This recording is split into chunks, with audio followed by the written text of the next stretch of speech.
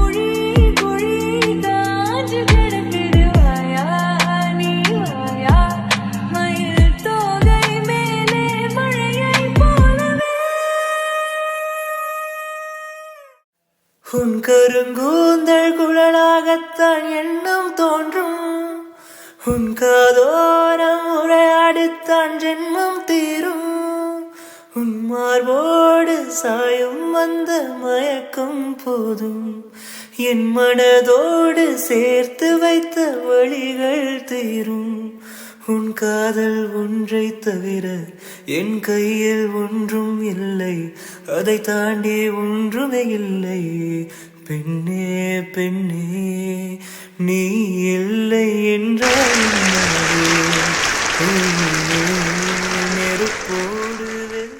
മാധവ വണ്ടി കോളേജിലേക്ക് വിട്ടോ പിള്ളേരുടെ പ്രോഗ്രാം ഉണ്ട് കണ്ടിട്ട് പോവാം மிக மிக கூர்மையாய் என்னை ரசித்ததும் கண்கள்தான் மிருதுவாய் பேசியே என்னுள் வசித்ததும் வார்த்தைதான் கண்களை காணவே இமைகளை மறுப்பதா வெந்நீர் வெண்ணிலா கண்ணீர் கண்ணிலா நானும் பெரும் காணலா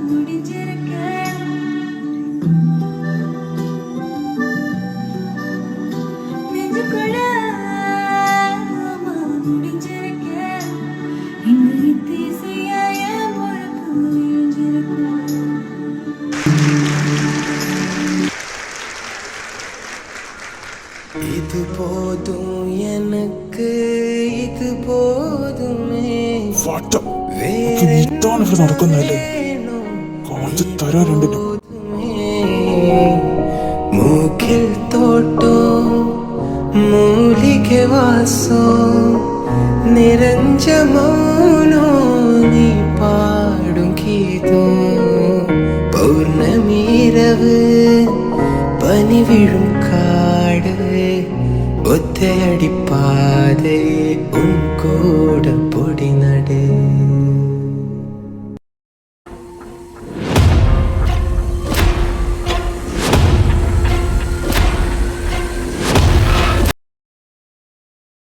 അച്ഛാ,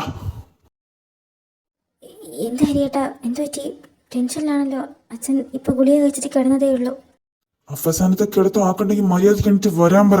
അച്ഛാ, എന്താ ഹരി, നിനക്ക് മനുഷ്യനെ ഒന്ന് കിടക്കാൻ വിടില്ലേ? എന്താ ഇന്നത്തെ പ്രശ്നം? നാളെ ഞാൻ ഈ വീട്ടിലൊരു കല്യാണം തീരുമാനിച്ചിട്ടുണ്ട്. രാവിലെ തന്നെ കല്യാണം നടക്കും. കല്യാണോ? ആരുടെ കല്യാണം? വധു ശ്രീപാർവതി, വരൻ എന്റെ കൂട്ടുകാരന്റെ മോൻ ശ്രീജിത്ത്.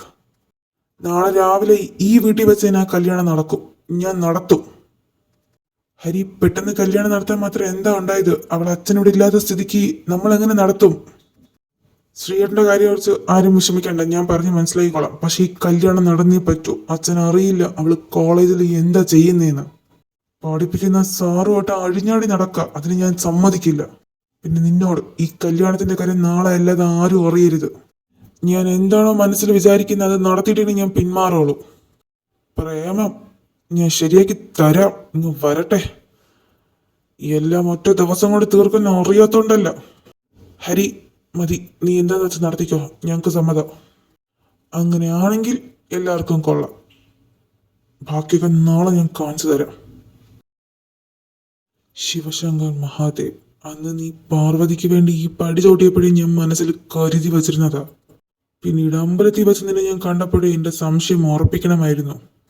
ഇനി ഞാൻ വച്ച് പൊറപ്പിക്കില്ല. ഏത് ശിവന്റെ ശക്തിയായാലും ഈ ഹരി ഒന്ന് തീരുമാനിച്ച നടത്തിയിരിക്കും. പാറു, പരിപാടിയൊക്കെ കഴിഞ്ഞു, എല്ലാവരും പോയി. ഇപ്പം ഇവിടെ ആരുമില്ല. തരാമെന്ന് പറഞ്ഞ് തന്നിട്ട് പോടി. എന്റെ പൊന്നു സാറേ, ഇത് കോളേജാ. ഇവിടെ വെച്ച് ആരെങ്കിലും കണ്ട നമ്മൾ രണ്ടുപേരെയും പൊക്കും. എന്തിനാ വെറുതെ?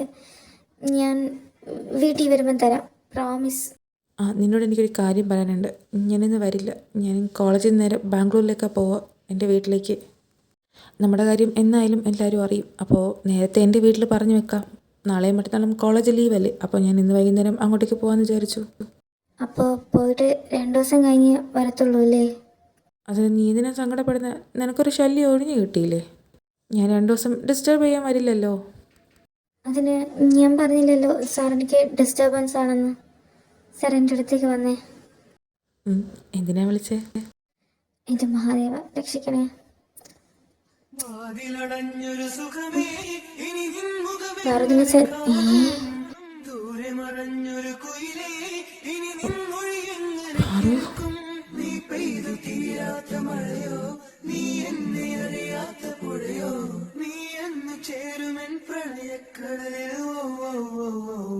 ശിവ,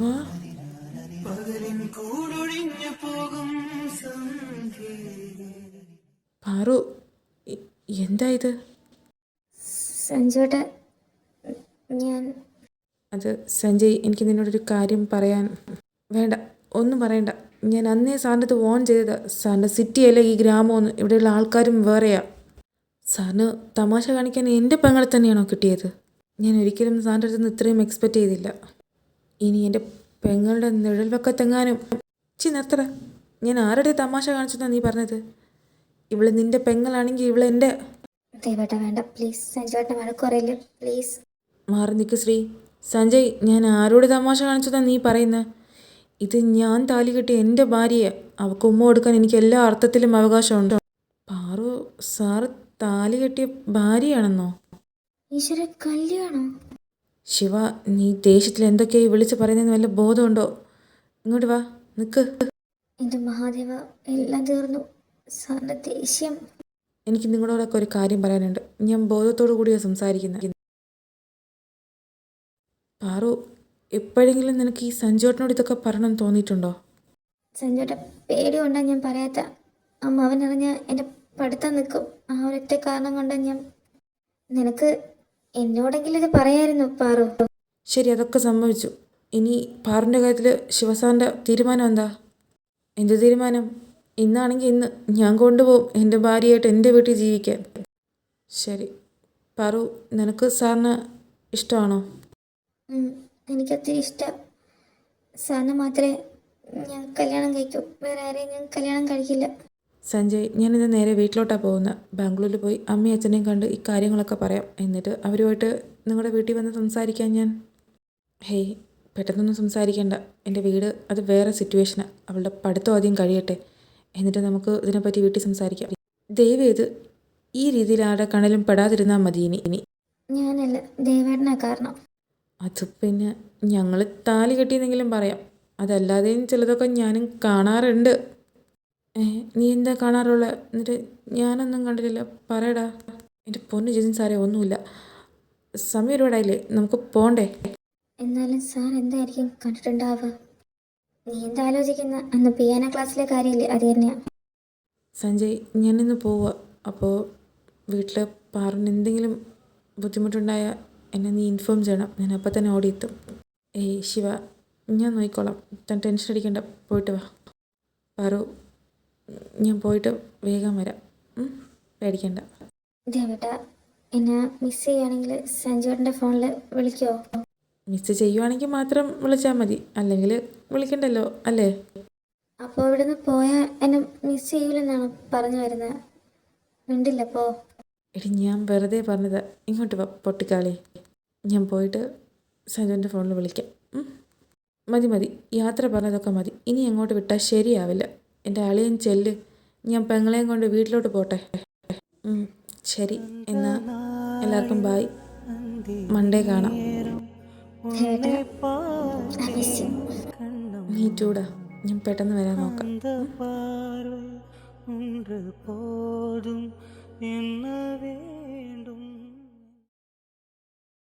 സഞ്ജേട്ട, പുറത്തെന്താ പന്തലൊക്കെ കിട്ടുന്നുണ്ടല്ലോ. അമ്മായോട് ചോദിച്ചപ്പോൾ കണ്ണ് നിറച്ച് പോയതല്ലാതെ ഒന്നും എന്നോട് പറഞ്ഞില്ല. എൻ്റെ മനസ്സെന്തോ വല്ലാണ്ട് പേടിയാവുക. എന്താ? അത് അമ്മ എന്നോടും പറഞ്ഞില്ല. പക്ഷേ മാധവ മാമയോട് ചോദിച്ചപ്പോഴാണ് പറഞ്ഞത്. നാളെ നിൻ്റെ കല്യാണം ഉറപ്പിച്ചിരിക്കുക. അച്ഛൻ്റെ ഫ്രണ്ടിൻ്റെ മോനുമായിട്ട് നിൻ്റെ കല്യാണം ഉറപ്പിച്ചിരിക്കുന്ന. ഞാൻ അപ്പോൾ തന്നെ ശിവയെ വിളിച്ച് പറഞ്ഞിട്ടുണ്ട്. അവനിങ്ങോട്ട് വരാമെന്ന് പറഞ്ഞു. സഞ്ജേട്ട, എന്താ ഇത്? തമാശ പറയുന്ന സമയമല്ല. എന്നോട് പോലും ചോദിക്കാതെ എൻ്റെ കല്യാണമോ? അതിന് മാത്രം സാറിൻ്റെ കാര്യം വീട്ടിലറിഞ്ഞില്ലല്ലോ, പിന്നെങ്ങനെയാ? അറിയില്ല മോളെ, അച്ഛൻ എന്തോ തീരുമാനിച്ചിട്ടാ. സഞ്ജുട്ട, സീരിയസ് ആയിട്ടാണോ പറയുന്നത്? എനിക്കാരെയും കല്യാണം കഴിക്കണ്ട. എനിക്ക് ദേവേട്ടനോട് പോയാൽ മതി. എന്തിനാ അമ്മാവൻ എന്നോട് ഇങ്ങനെയൊക്കെ? എന്നോട് പോലും ചോദിക്കാതെ ഞാൻ ആരെയും കല്യാണം കഴിക്കില്ല, പ്ലീസ്. നീ കരയല്ലേ? ഇതാ ശിവ ഇപ്പോൾ വിളിക്കും, ഫോൺ എടുക്ക്. സാറ് വിളിക്കുന്നുണ്ടല്ലോ. ഹലോ ദേവേട്ട, അമ്മാവൻ എൻ്റെ കല്യാണം ഉറപ്പിച്ചു. നാളെ രാവിലെ എൻ്റെ കല്യാണം. എനിക്ക് വേറെ ആരെയും കല്യാണം കഴിക്കണ്ട. എന്നെ ഇവിടെ നിന്ന് കൊണ്ടുപോകുമോ പ്ലീസ്? ഇങ്ങ് നോക്ക് ശ്രീ, കരയരുത്. ഞാനില്ലേ കൂടെ. ഞാൻ എന്താ ഇവിടെ നിന്ന് തിരിച്ചിട്ടുണ്ട്. നാളെ ഞാൻ നിന്നെ വന്ന് കൊണ്ടുപോകും. ആരും നിൻ്റെ കഴുത്തിൽ താലി കെട്ടില്ല. ആര് തീരുമാനിച്ചാലും അതിലൊരു മാറ്റവും ഇല്ല. വിഷമിക്കരുത്. പാറു, നീ ഓക്കെ അല്ലേടാ? ആ, ഞാൻ ഓക്കെ. എനിക്ക് ദേവേട്ടനെ വിശ്വാസമുണ്ട്. എന്നെ വന്ന് കൊണ്ടുപോകും. എൻ്റെ മഹാദേവ, ദേവേട്ടൻ കെട്ടിയ ഈ താലിയുടെ പുറത്ത് വേറെ ആരുടെയെങ്കിലും താലി വീണ അപ്പോൾ ഞാൻ തീർക്കും ഈ ജീവിതം.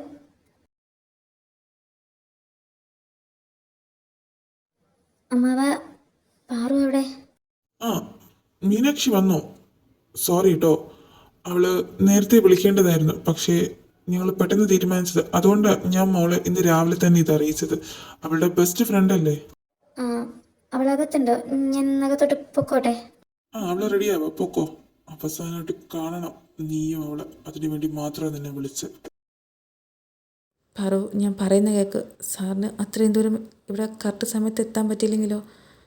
മോളെ, സഞ്ജോട്ടൻ നിന്നെ എവിടെയെങ്കിലും മാറ്റാം. ബാ. വേണ്ട സഞ്ജോട്ട, എൻ്റെ സാറ് വരും. പാറു, നിന്നെ വിളിച്ചിട്ടുണ്ടോ അമ്മാവൻ? ഡി, സഞ്ജോട്ടൻ പറയുന്ന കേൾക്ക്. ഞാൻ സാറിൻ്റെ ഭാര്യയാണ്, കാമുകയല്ല. എനിക്കെൻ്റെ ഭർത്താവിന് വിശ്വാസമുണ്ട്. താലി കെട്ടിന് തൊട്ട് മുമ്പെങ്കിലും എന്നെ കൊണ്ടുപോകാൻ എൻ്റെ ദേവേട്ടൻ വരും. അതെനിക്ക് ഉറപ്പാ.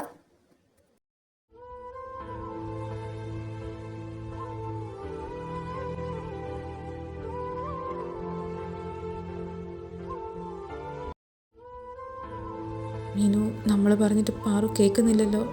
ശിവസാറിന് എത്താൻ പറ്റിയിട്ടില്ല എന്നുണ്ടെങ്കിൽ ഈ കല്യാണം നടക്കും. അങ്ങനെ നടന്ന അവളെ ഭർത്താവിന് നല്ല വിശ്വാസം ഉണ്ടെന്നല്ലേ പറയുന്നത്. അപ്പോൾ ശിവസാർ എന്തായാലും വരുമായിരിക്കും. നമുക്ക് നോക്കാം.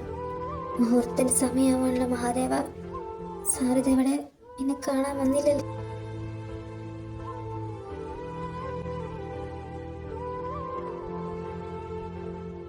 എവിടെയാ സാറേ? എന്നെ കൊണ്ടുപോകാൻ വരില്ല.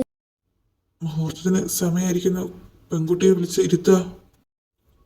പാറുവിനെ വിളിച്ച് മണ്ഡപത്തിലോട്ട് ഇരുത്തിക്കോളൂ, സമയമായി. ഇനിയും കാണാനില്ലല്ലോ. നീ അറിയാതിനിയില്ലൊരു നിമിഷം, നീയില്ലാതിനിയില്ലൊരു സ്വപ്നം, നീയാണെല്ലാം എല്ലാം തോഴി.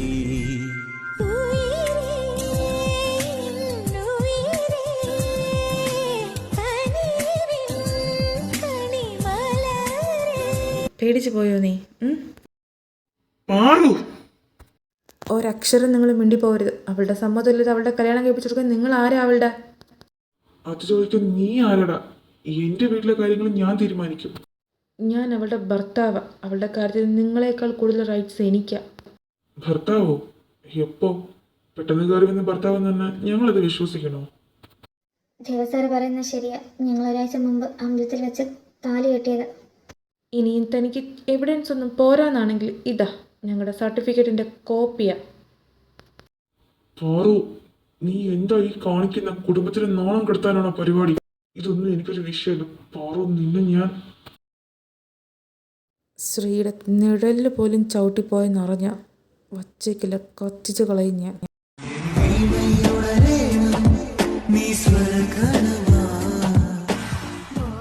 കാര്യങ്ങളൊക്കെ എല്ലാവരും അറിഞ്ഞ സ്ഥിതിക്ക് ഞാൻ എൻ്റെ ഭാര്യയെ ഇവിടുന്ന് കൊണ്ടുപോകാൻ തീരുമാനിച്ചു. എൻ്റെ കൂടെ ആർക്കെങ്കിലും എന്തെങ്കിലും എതിർപ്പുണ്ടെങ്കിൽ ഇപ്പം പറയണം. വെട്ടി നുറുക്കി പട്ടിക്കിട്ട് കൊടുക്കടാ ഈ തെണ്ടിയെ. പറു, നീ ആ മണ്ഡപത്തിൽ കയറി ഒന്ന് നിന്നേ, ഞാൻ ഇപ്പം വരാം. മീനു പാറിനെയും കൂട്ടി അങ്ങോട്ട് മാറി നിൽക്ക്, ഞാൻ പോയി സാറിനെ സഹായിക്കട്ടെ. അപ്പോൾ അങ്ങനെ തുടങ്ങാമല്ലേ? ശരിയെന്നാ.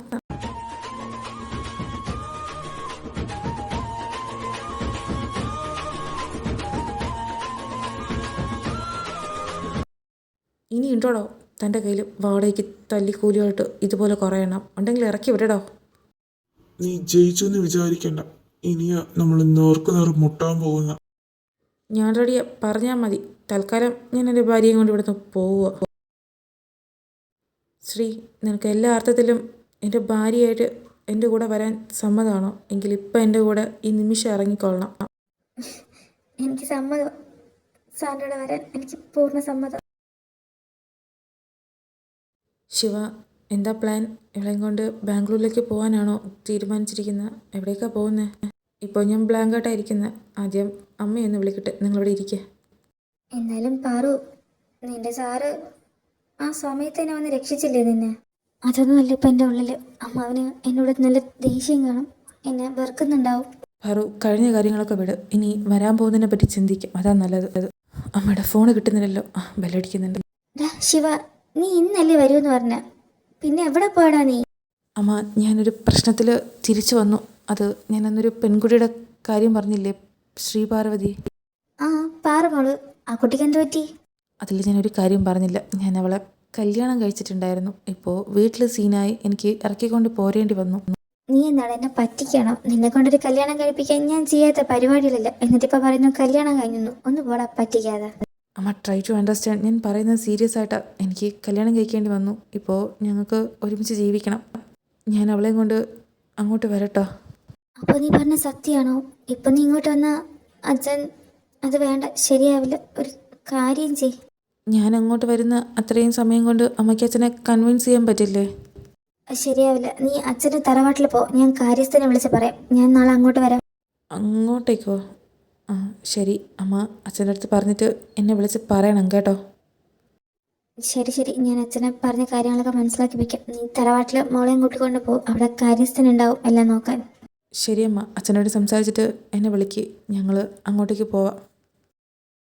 ശിവ, അമ്മ എന്തു പറഞ്ഞു? അങ്ങോട്ടേക്ക് പോകാൻ പറഞ്ഞു?